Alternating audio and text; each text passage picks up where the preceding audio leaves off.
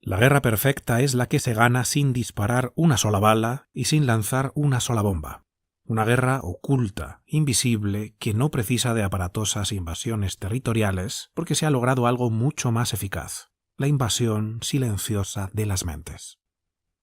A mediados del siglo XX, el psiquiatra Just Merleau publicó uno de los trabajos más exhaustivos en el campo de la psicología del control mental.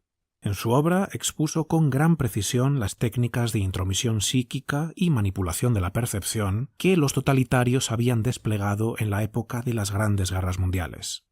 En palabras de Merleau, con estas técnicas se pretendía tomar posesión tanto de los patrones nerviosos más simples como de los más complicados del hombre.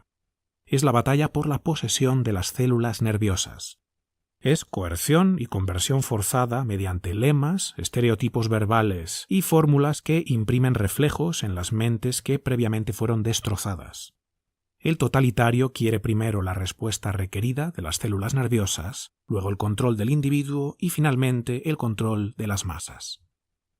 Aunque han pasado 70 años desde la publicación del trabajo de Merleau, los poderes totalitarios que hoy tienen el control global siguen usando los mismos principios, como veremos a lo largo del vídeo. Naturalmente disponen de tecnologías mucho más avanzadas, pero sus premisas siguen siendo las mismas. Se trata de fracturar las mentes de las masas para poder condicionarlas. Demolición y programación. Esta es la dinámica sobre la que se asienta el sistema global de intervención psicológica con el que implantan pensamientos y programan comportamientos. A finales del siglo XIX, el premio Nobel ruso Ivan Pavlov llevó a cabo sus famosos experimentos con una campana y un perro. Cada vez que Pavlov alimentaba al perro, hacía sonar una campana. Después de muchas repeticiones, el estímulo de la campana generaba la misma respuesta que la comida. Al escucharla, el animal salivaba. O dicho de otro modo, para el perro, campana y comida eran casi la misma cosa. La teoría del reflejo condicionado de Pavlov pronto fue aplicada en seres humanos, y para sorpresa de los investigadores, comprobaron que nuestra capacidad para ser condicionados era notablemente mayor que la de los perros.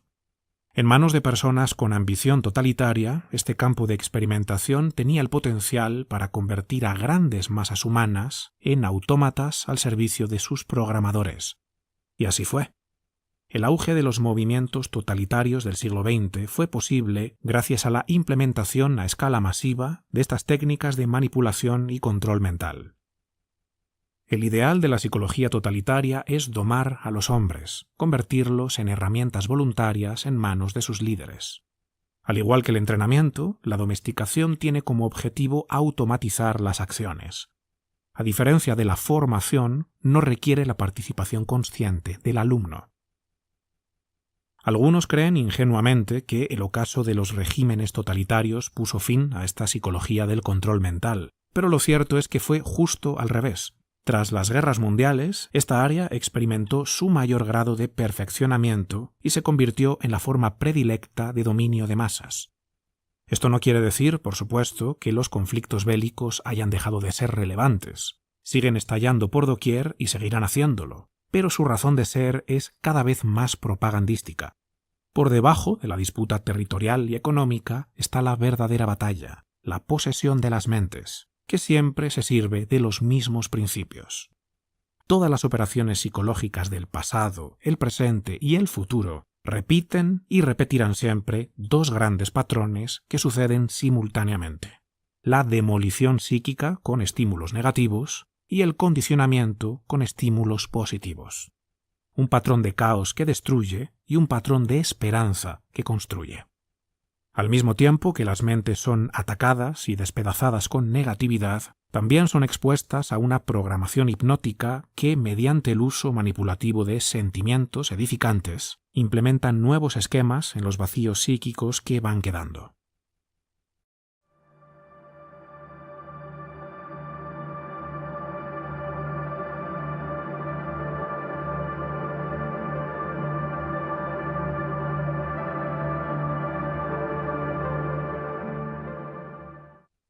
La demolición de la mente se logra mediante la creación de caos psíquico.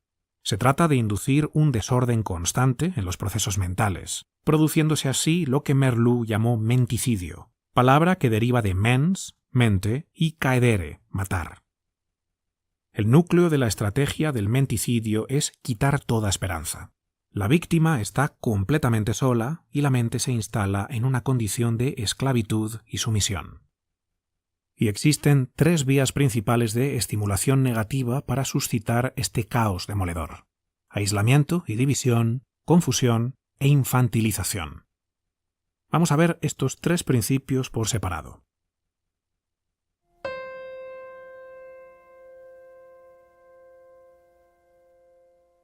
Pavlov descubrió que la mejor forma de desarrollar el reflejo condicionado en perros era aislarlos. Y lo mismo sucede con los humanos. Los individuos aislados también son condicionados con mayor facilidad. ¿Quiere esto decir que debemos estar físicamente aislados? Aunque esto indudablemente ayuda, como ya se pudo comprobar en cierto evento global allá por el año 2020, no es estrictamente necesario. Existe, de hecho, otra forma de aislamiento aún más eficaz: la división ideológica. Los totalitarios notaron que un individuo poseído ideológicamente no interactúa de forma pacífica con quienes no comparten su credo. Se queda encerrado, aislado en su pequeña parcela ideológica, y esto facilita enormemente la tarea manipulativa del totalitario, que podrá controlar fácilmente el tipo de estimulación negativa con la que destruirá psíquicamente a cada uno de esos colectivos aislados. Poco a poco irá despertando sentimientos de ira, rabia, frustración e indignación, y mezclándolos también con pequeñas olas de euforia y entusiasmo, similar a lo que experimenta el ludópata al jugar en un casino. Lograr esto es muy sencillo para el totalitario. Dispone de los medios tecnológicos para distorsionar la realidad y controlar tanto los tiempos como la intensidad de las confrontaciones. Los individuos, sea cual sea su ideología, deben ver el enfrentamiento como un fin en sí mismo, y no como un medio para lograr algo mejor. Y en ningún caso se permitirá que los bandos hallen puntos de encuentro, dialoguen o muestren una voluntad genuina de iniciar proyectos comunes. El desacuerdo y la ruptura deben ser totales. Pocas cosas destruyen el aparato psíquico con tanta rapidez y eficacia como esta fragmentación y sed de venganza perpetuas.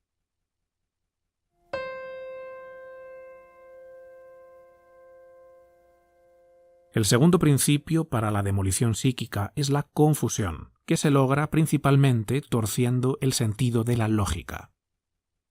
Muchas víctimas del totalitarismo me han dicho en entrevistas que la experiencia más perturbadora que enfrentaron en los campos de concentración fue la sensación de pérdida de la lógica, el estado de confusión al que habían sido llevados y en el que nada tenía validez. Habían llegado al estado pavloviano de inhibición, que los psiquiatras llaman desintegración mental o despersonalización.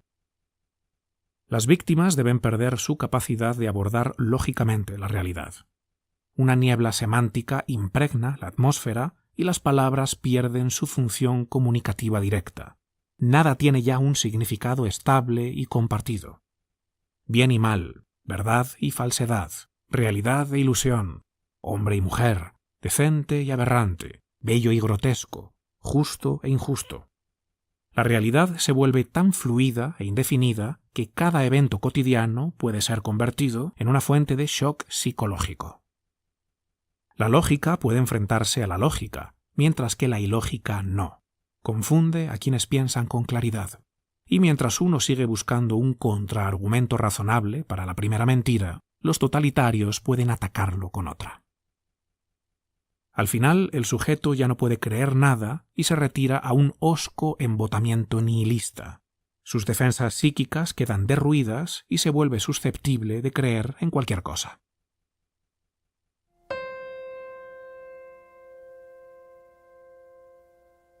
Y el tercer principio para la creación de caos mental es la infantilización.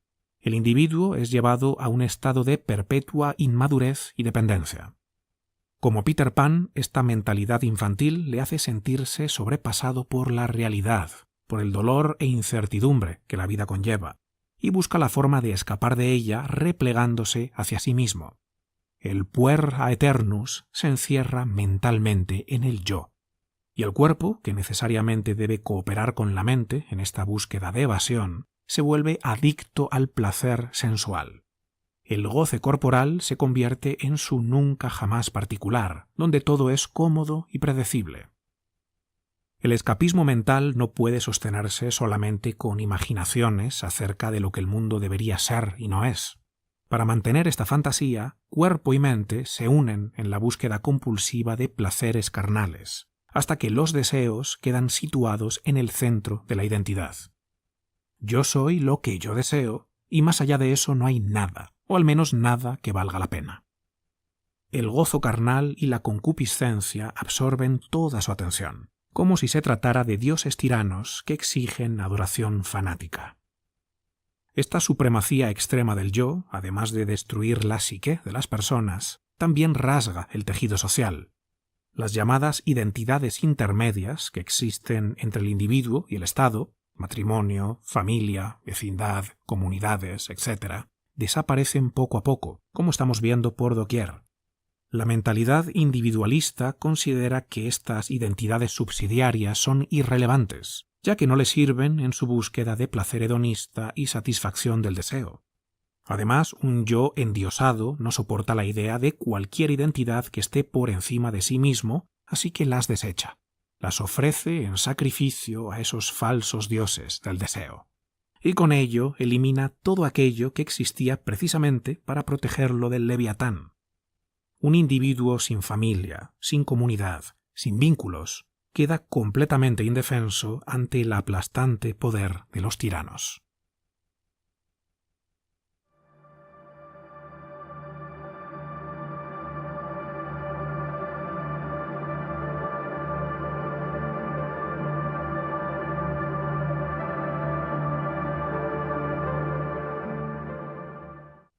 Si la demolición de la mente se enfoca en crear caos y desorden, el proceso de condicionamiento pretende lograr precisamente lo opuesto, la promesa de un orden perfecto que despierta sentimientos de esperanza y anhelo.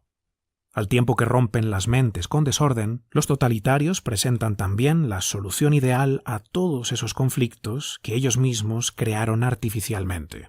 Una agenda con la que, entre todos, edificaremos un Estado perfecto y omnipotente, capaz de satisfacer todas nuestras necesidades materiales y disolver todos los peligros que hoy nos acechan.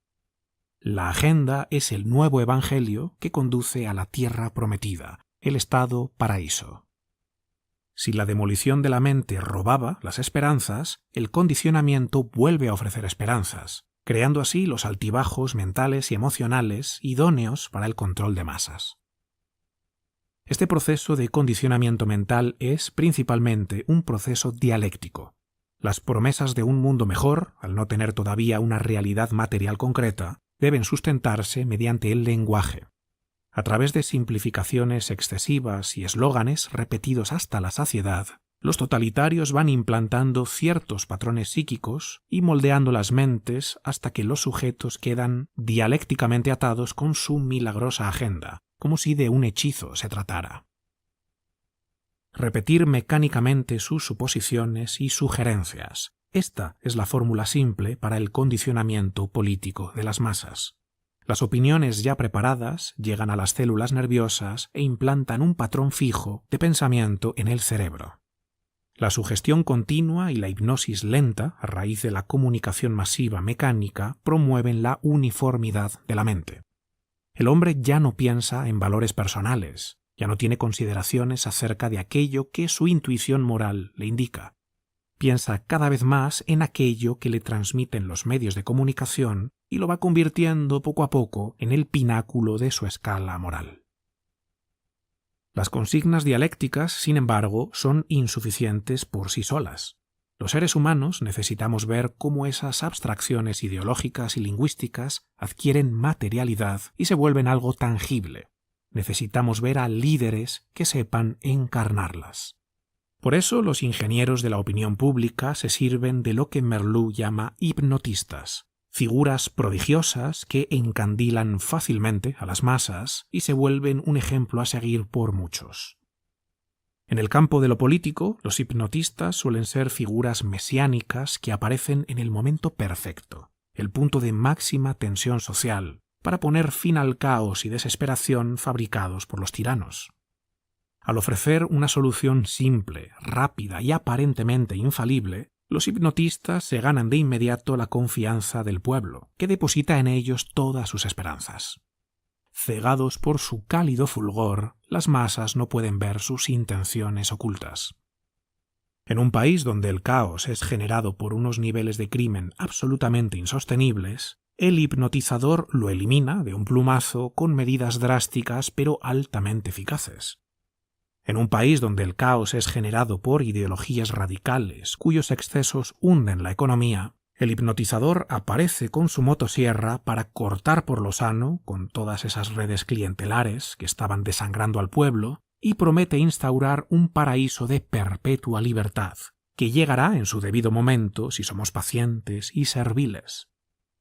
En un país donde el caos es generado por una inmigración ilegal absolutamente descontrolada, el hipnotizador promueve que, nada más llegar al poder, levantará muros más altos que los de la mismísima Babilonia. En un país donde el caos es generado por instituciones corruptas que llevan décadas drenando a un pueblo sumido en la miseria, el hipnotizador viene para deshacer de una vez por todas el antiguo pacto de corruptos e instaurar una nueva primavera. El hipnotista político, en definitiva, debe alinearse con las aspiraciones más populares dentro de las masas y darles algo que resuelva de inmediato eso que ya no soportan, o al menos algo que parezca resolverlo. Evidentemente, las soluciones de estos hipnotistas no van a satisfacer a todo el mundo. Siempre habrá grupos ideológicos que se indignarán por sus medidas. No hay problema, ellos también tendrán su propio falso mesías. Todas las áreas del espectro ideológico contarán con sus propios hipnotistas. Allá donde el pueblo está harto de los excesos de la derecha, aparece el Mesías de izquierda. Allá donde el pueblo está harto de los excesos de la izquierda, aparece el Mesías de derecha. De esta forma, la alternancia de poder en los gobiernos no es un problema para los totalitarios, ya que la agenda avanzará imparable en todos los casos. Por la izquierda o por la derecha, el hipnotista sabrá qué debe hacer para instaurar la agenda totalitaria. Pero no solo de hipnotistas políticos vive el sistema.